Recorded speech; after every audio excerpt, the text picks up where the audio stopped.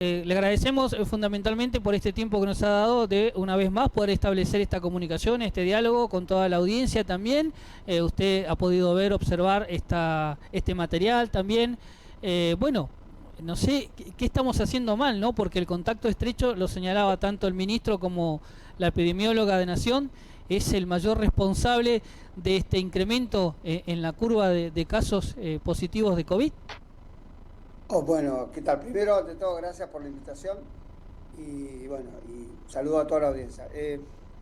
Esto que están remarcando es algo que se planteó ya hace más de 4 o 5 meses, que era la persona positiva, y si ustedes recuerdan, se habían armado distintos lugares para los aislamientos.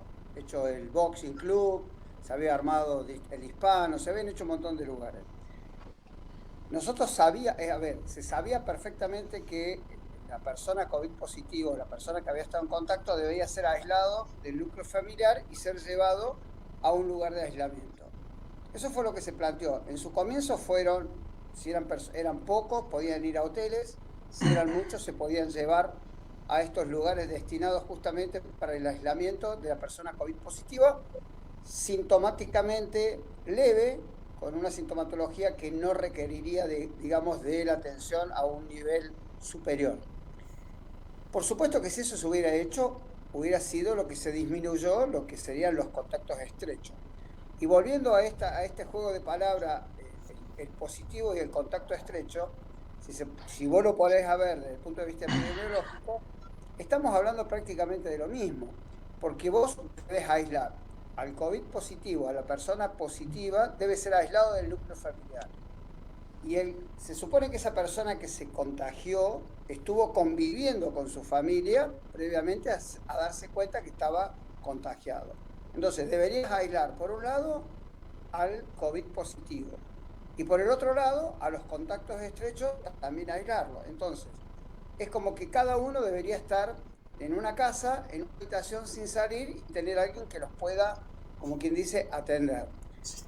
Lo que sí se sabe y lo que ha provocado realmente, como yo digo, más que curva, es un pico que comenzó casi hace 2 meses y si nos ponemos a ver, realmente vamos en un pico ascendente muy importante, ha sido justamente la falta de responsabilidad de aquellas personas que tenían que hacer el aislamiento. Cuando vos te encontrabas con una persona de contacto estrecho y tenía que hacer el aislamiento 14 días, como no tenía sintomatología y por excusas varias, decía, no, voy a salir porque voy a ir a buscar algo, tengo que ir a hacer esto. Y desafortunadamente esa persona era un asintomático, tal vez positivo, y eso es lo que generó que en este momento tengamos, no nos olvidemos, era un conglomerado, 2 conglomerados, 3 conglomerados, hoy tenemos una circulación tremenda. Y está dado justamente por la falta de responsabilidad. Yo creo que en esto voy a hacer una gran división. Una división desde el punto de vista sanitario, propiamente dicho, y otra parte que sería social, ciudadano y económico. Desde el punto de vista sanitario, las recomendaciones siempre estuvieron. El aislamiento se tenían que quedar. Hasta ahí se cumplió lo que requería la parte sanitaria. Con respecto a lo que era la parte social, la parte ciudadana y fundamentalmente económica, ahí es donde empezaron todos los problemas. Como ustedes saben, y es de público conocimiento, más de uno que ha estado o asintomático pero positivo y lo han obligado o ha ido a trabajar porque no podía dejar de trabajar, porque si no era ausentismo, etcétera, etcétera. Entonces, esa parte ciudadana es lo que también ha generado, desde mi punto de vista, un aumento, pero realmente exponencial, de lo que estamos viviendo hoy. Sí. Sergio, ¿querías contar algo? Perdón. Sí, doctor, y a ver, entiendo y coincido absolutamente con todas sus palabras, pero a ver, frente a esta realidad que no se puede negar, que es difícil, es imposible volver atrás, mejor dicho, hay un panorama en la calle que no se puede negar, que se ve día a día, cotidianamente con estos días. ¿Qué es lo que se puede hacer? Porque claramente el quedarte en casa ya quedó, si se quiere, hasta obsoleto. Entonces, ¿qué es lo que hay que hacer? A ver, Hay que cambiar en principio el eslogan, porque el quédate en casa ya no sirve prácticamente. Si tenés que salir, cuídate. Ese sería el consejo a la gente. O sea, ¿qué es lo que se puede hacer frente a este programa que usted describió? Mira, lo que tenemos que entender es que hoy por hoy, si ustedes ven cuando hablamos de la duplicación de casos, vemos que cada 15 días íbamos a duplicar los casos. Si nos ponemos a ver, prácticamente hoy la provincia de Santa Cruz cuenta con 1.100 casos activos. A un ritmo de 100 pacientes diarios, 150 por día, estamos hablando que en menos de 10 días vamos a duplicar la cantidad de casos. Tenemos una gran ventaja, que yo creo que ahí es donde viene la gran parte de la irresponsabilidad de estos Superman, como les llamo yo, de que no se van a contagiar, pero que tienen familia, es que la mayoría son en forma asintomática o con una sintomatología leve. A la pregunta es, ¿tenemos un problema? Sí, lo tenemos. ¿Qué podemos hacer para frenar realmente este aumento exponencial? Yo creo que, como dijimos, hay dos mecanismos. El mecanismo sanitario es el hospital regional, que es zona COVID, que es el que está hoy tratando de controlar lo que es la parte de tratamiento de todas las personas infectadas y que han requerido de la internación. Que son muchos, y que hoy ese hospital está, a través de lo que es la parte profesional, con la misma cantidad de profesionales que cuando empezó realmente la pandemia y con la misma cantidad de personal que cuando comenzó el brote hace 2 meses. Imagínate que personas que trabajan 24 por 24, 36 por 12, están prácticamente todo el día trabajando para contener lo que es la zona roja del hospital, con un staff de profesionales que no superan los 20, 25 profesionales.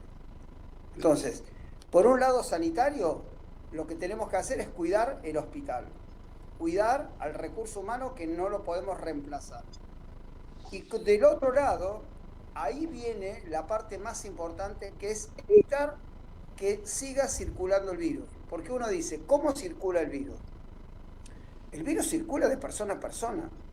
No circula, no es que voy y lo busco en tal lado o está en tal lado. El virus circula de persona a persona. Y como lo dijo la directora de epidemiología, generalmente lo transmite a aquella persona, todo lo transmite. El asintomático, el sintomático, el que tiene todo el mundo transmite. Ahora, ¿cómo puedo hacer yo para evitar realmente el contagio? Yo te diría que en la calle el contagio se puede controlar con el distanciamiento, con el uso del barbijo y hasta ahí estamos. El gran problema es que la gente no cumple esa vacuna, como dijo el ministro, que es lo único que tenemos, que es el distanciamiento y salir solamente en caso de necesidad.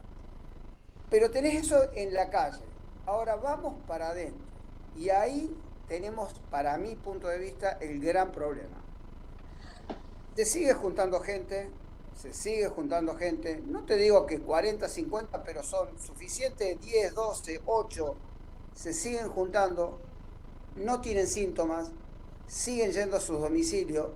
En ese domicilio hay otros que tal vez se juntaron por otra causa, van a ir contagiando y siempre va a haber un órgano de choque que es el padre, la madre, el abuelo, el vecino que tiene una enfermedad, digamos, preexistente. Y ese es el que queremos cuidar y desgraciadamente no hay forma de cuidarlo. A la pregunta tuya, Claudio, puntualmente, ¿qué es lo que podemos hacer para disminuir la circulación? Es disminuir, como quien dice, la circulación de personas. Y la única forma de disminuir la circulación de personas no es en la calle. Porque disminuirlo en la calle, ¿sabes qué? Le pone un patrullero por manzana, no se mueve nadie. El problema no está en la calle. O sí puede estar en las plazas, en los días lindos, donde la gente se juntan, vamos a tomar un mate, se olvidan, porque a veces nos olvidamos que tenemos que respetar que no podemos compartir el mate. Pero el problema está en los domicilios. Por eso es cuando hacían hincapié al contacto estrecho. El problema está en los domicilios. El problema está en que nos relajamos, subestimamos el virus y nos juntamos. A ver, voy a ver a mi tía, hoy es el cumpleaños. Yo estaba ahí en el consultorio y escuchaba cómo adolescentes de 15, 16 le avisaba, decía, bueno, ¿a qué hora es el cumpleaños? Y vos le preguntás, decís, ¿qué cumpleaños? No, porque cumpleaños mi prima. Pero no se pueden juntar. Ay, somos todos jóvenes. respuesta. Precisamente. Entonces, ¿cómo le podés hacer entender de puertas adentro? Porque yo puedo llegar, o las fuerzas de seguridad pueden llegar hasta la puerta, pero ¿cómo trabajás de la puerta hacia adentro? Yo creo que ahí es donde realmente, por eso es que cuando se aislaban los contactos, se aislaban las personas, era justamente disminuir esa especie de contagio masivo, porque se sabe que hay mucha gente que acá no lo cumple. Entonces, el hecho de no cumplir, tenemos lo que tenemos. Entonces, un problema sanitario de protección, que ahí estamos todo lo que es la parte médica, todo lo que es el arte de curar, todo lo que es el sistema sanitario, protegemos ese recurso único que tenemos. Y por el otro lado está lo que es la parte ciudadana, lo que es la parte social, que también influye en la parte económica. Pero la única herramienta que tenemos es de puertas adentro, responsabilidad individual. Uno le quiere buscar, quiere ir viendo, y no lo vas a encontrar. Y te digo más, y si seguimos de esta forma, insisto, la duplicación no va a ser de 15 días. Lo vas a tener 8 o 9 días, vas a ir duplicando los casos. Y como lo dijo Heredia, a mayor contagio, un 10% requiere internación y un 5% requiere terapia. Entonces, hoy por hoy, en la situación provincial que estamos, los médicos que vinieron a colaborar con los profesionales nuestros acá de Río Gallegos, de Calafate, se van a tener que volver, porque Calafate también está teniendo sus problemas. Y por lo tanto esos profesionales de terapia van a tener que volver, porque lo más probable es que los vayan a precisar allá, o los mandan directamente para acá. Entonces, estamos en una situación comprometida. Doctor, en este en este sentido, una herramienta sería que la cartera de salud tome el toro por las astas y aísle a esos positivos llevándolo a un hotel, como ha hecho en alguna oportunidad, sacándolos del seno familiar.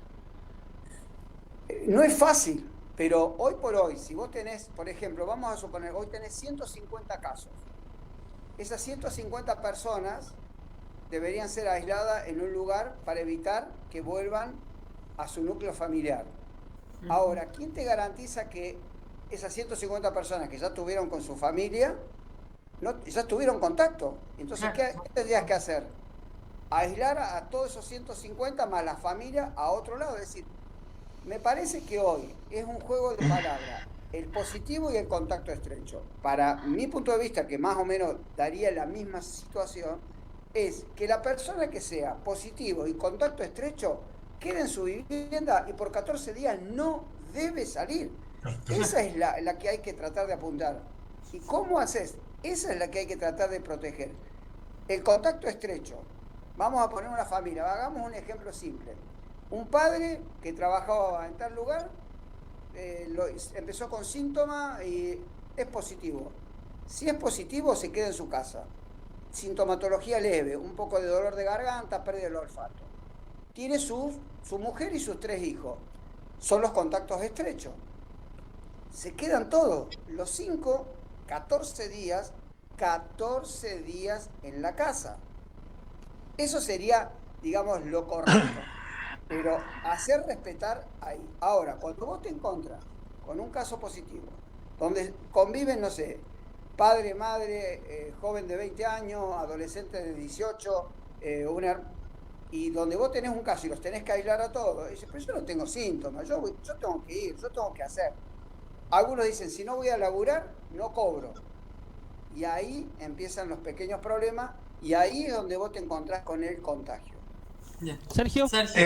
Sí, doctor, una pregunta puntual teniendo en cuenta lo que usted estaba mencionando y algo que planteaba Karina, planteaba Claudio, que tiene que ver justamente con uno de los vectores que son los trabajadores de la minería. Un dato simplemente que sumo que me va llegando en esta noche es que todavía no es oficial ello y que la semana que viene se va a estar trabajando con Terraz, ¿sí? con el secretario, o sea, aún no es oficial. Ahora, doctor, ¿Cuál es su opinión, ¿no?, respecto justamente a este tema? Fuera de lo económico, ¿no?, sino teniendo en cuenta que lo vengo escuchando atentamente, la cantidad de días, de horas de trabajo y demás. ¿Cuál es su opinión en cuanto a si los trabajadores, en este caso de la minería que estamos dando como ejemplo y que planteaban nuestros anfitriones, es necesario que tengan 14 días de cuarentena? No es algo oficial, pero se va a estar trabajando la próxima semana. Mira, lo que se está trabajando hoy con las represas, que se podría hacer tranquilamente, no son 14 días, son 7 días de aislamiento, se los hisopa, si es negativo los dejan subir. Eso es lo que se está haciendo hoy. ¿Y puede ser la misma metodología? Hay un convenio. A ver, volvemos tenemos que ver cómo nos manejamos, cómo circulamos. Yo creo que esto es una cuestión logística. Si vos traes 100 personas que tienen que ir a trabajar a la mina, ¿de dónde vienen? Tenemos que ver primero de dónde vienen, si realmente estuvieron en un comportamiento o vienen de un lugar donde hay circulación. Porque vos me decís, mira, vienen 100 mineros que están viviendo, no sé, en una ciudad donde no tenés circulación del virus, es muy distinto a que vos tengas 100 personas que vienen, por ejemplo, no sé, de Neuquén, que sabés que tenés la circulación igual que nosotros. Entonces, también tenés que identificar de dónde vienen las personas que van a venir a trabajar. Y una vez que lleguen acá, si esas personas están, sabemos que entre el séptimo y el octavo día, y esto está ya arreglado por el Ministerio de Salud de la Nación, a través de todos los infectólogos, que se sabe que hasta el séptimo o octavo día es el nivel máximo que vos podés tener de contagio. A partir de ahí, si vos no tenés una carga viral importante, no podés contagiar. Es decir, no contagiás porque no estás libre del virus. Nadie dice que después te lo puedas agarrar.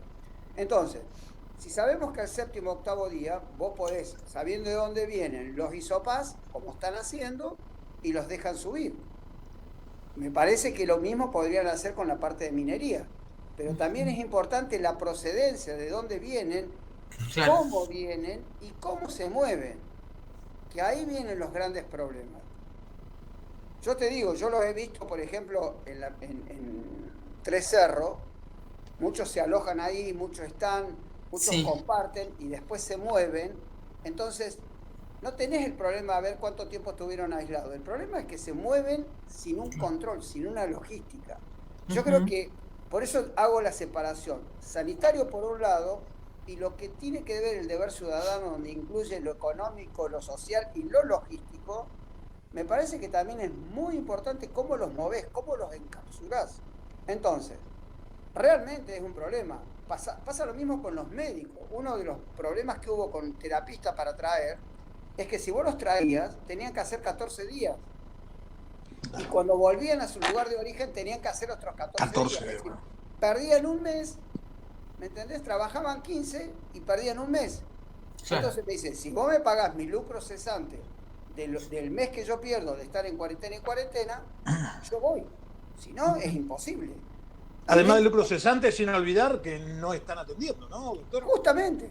Doctor. Entonces, sí. Doctor, están preguntando a través de las redes sociales cómo es el tema del contagio, porque señalan que si aquel que tiene positivo de COVID no estornuda delante de la gente que lo rodea, ¿cómo se produce el contagio? Preguntan. Bien, si hablamos de contagio, la forma de contagiar es la siguiente: a través de lo que son las famosas gotas digamos, las gotitas de flush que se llaman, son las gotas que, digamos, cuando estornudamos, esa agua que nos sale. La forma de contagio es a través de ahí. La forma de contagio es a través de una copa, de un vaso, de un mate, es decir, por mucosas.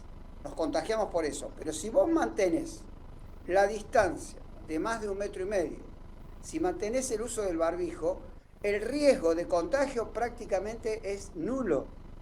Correcto. Es nulo. Eso es un contagio. Ahora, si yo me relajo porque voy a la casa de mi hermano, porque yo sé que es mi hermano, y mi hermano, ¿cómo va a tener coronavirus? Pero mi hermano vive con mi sobrino, que mis sobrinos van y vienen, y ahí me puedo relajar y ahí me puedo contagiar. Entonces, el contagio es a través de 3 lugares: ojos, nariz y boca. No hay otro lugar. Karina. Bueno, quería contarle al doctor que dice Mercedes Mozo a través de nuestras redes, súper claro, el doctor Córdoba, habría que tenerlo grabado como un mantra en todas las casas de la ciudad. Qué bueno, me encantó, quería compartirlo. Y otra cuestión, doctor, que Javier Ayunta nos pregunta si usted tiene conocimiento de esto, si hay algún tipo de relevamiento, si ustedes lo hablaron esto en el COE local, relevamiento de cuánta es la gente que ingresa a través, por ejemplo, de Hueraique, y qué control, o sea, quiénes siguen a esas personas, si es que tienen que guardar un aislamiento. Es el gran tema, no solamente por Hueraique, la gran cantidad de gente que entra por Ramón Santos. Es decir, no nos También. olvidemos que, a ver, el ingreso a la provincia, yo creo que esta circulación de que ya, porque primero era gallego, pero ya prácticamente hoy que lo tenemos, exceptuando 2, 3 ciudades, que son las únicas que están libres, el resto está. Entonces ya no es tanto que el que ingresa por Hueraique, sino el que realmente ingresa por Ramón Santos. Yo particularmente no tengo un control exacto, sí sé que son mucha la gente que circula por este tema de los esenciales, por este tema de la minería, por este tema, digamos, hay mucha gente que se va moviendo, digamos, por funciones de trabajo. Ahora, yo no sé si realmente el tema es la cantidad, sino es la calidad de cómo se van a mover. Porque si somos responsables y nos sabemos manejar, porque vamos a convivir, ojo que esto no es que decimos, ya nos faltan 20 días y se va. No. Esto yo lo dije, y aunque me parece que realmente por ahí, pero olvidémonos de que las clases van a empezar este año, yo no sé si van a comenzar el año que viene, pero tenemos por lo menos para estar hablando hasta mayo, a ir conviviendo, porque con el tema de vacuna, que se frenaron todas las investigaciones, y que la OMS está pidiendo un dinero extra para hacer una investigación propia, me parece que va a aparecer antes el remedio que la vacuna. Me parece que va a ser algo como lo que pasó con el 2009. Por lo tanto, yo creo que vamos a tener que convivir y saber convivir, porque si no, no nos vamos a poder mover a ningún lado. Entonces, la cantidad de gente que ingresa, si es mucha o es poca, lo que más nos va a interesar es que realmente cumplan lo que tengan que cumplir. Hecho que pasó cuando fueron los primeros casos, claro, en los famosos operarios, realmente fue por una irresponsabilidad. Primero, a ver, hubo el control, se lo registró o no se lo registró, eso fue un tema, pero después también por parte de estas personas que tenían que trabajar, que los tiempos eran limitados, lo trajeron y así fue como estuvimos. Exacto. Y encima nos encontró a todos absolutamente relajados, porque estábamos en fase 5, ya disfrutando de la nueva normalidad.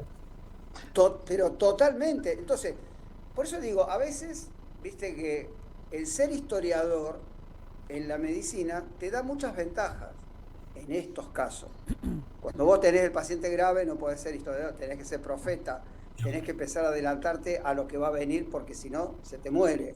Pero en estos casos que nosotros estuvimos viendo tanto de lo que pasaba primero en Europa, después lo que pasaba en el AMBA, y realmente nos relajamos, no le dimos, yo digo, subestimamos realmente al virus, nos subestimamos como sociedad, y me incluyo, porque realmente dijimos, acá no va a llegar. Era un caso, eran 2, fueron de Orquesta, ya está, viste, pasado, mirá, qué bárbaro. Estuvo en terapia, pero se fue a la casa. Nadie se murió. Qué bárbaro. Doc Sergio tiene una consulta, si no me equivoco. No, simplemente la verdad, porque obviamente escuchaba atentamente los mensajes de Karina, ¿no? que iba englobando, y uno en Río Gallegos también escucha, ¿no? justamente la palabra del doctor Córdoba, y se replica por muchos lados, y en estos momentos donde a todos nos tiene que tener involucrados, pero obviamente el personal de salud es el primordial. ¿Usted tiene contacto directo en este caso con el hoy ministro de Salud y Ambiente de la provincia, Claudio García, secretario de Estado Ignacio Suárez Morel? ¿Usted tiene la posibilidad de dialogar con ellos? Sí, totalmente. A ver, hay muchas cosas que fuera de COVID, porque a veces uno se va con COVID, pero hay muchísimas enfermedades, y realmente los otros días fue una de ellas, una situación bastante grave con una paciente, y realmente cuando uno llama y te atiende en el teléfono y dice, mira, necesitamos esto, y vos ves desde Ignacio Suárez Moré, desde Claudio García, desde donde vos ves, desde el hospital, los directores y todo lo demás, ves que todos estamos en conjunto para poder dar esa posibilidad a esa persona que lo necesitaba, y después ves el resultado que esa persona evolucionó favorablemente, eso te ayuda. Y yo creo que hoy el sistema de salud es uno solo. Y te digo, realmente con Claudio como con Ignacio hemos tenido reuniones antes, digamos, de que estuvieran en los cargos que están, porque realmente somos muy pocos los médicos que nos manejamos y los que estamos por ahí en representación de otros médicos. Pero sí, yo he tenido contacto con Claudio, lo tenemos, no te digo a diario, pero ante cualquier requerimiento yo le pregunto, le digo, mira, esto sería una opción, esto se podría hacer, o me dice, mira, hay que decir tal cosa de lo que está pasando con el tema de la pandemia. Pero bueno, estamos trabajando todos, por eso digo, siempre divido lo sanitario del resto, ¿viste? Porque ellos están en la función son las máximas autoridades, tienen que, como yo les digo, ustedes tienen que estar para decirme, che, necesito 2 respiradores, necesito esto, necesito, porque es lo que pedimos la parte profesional.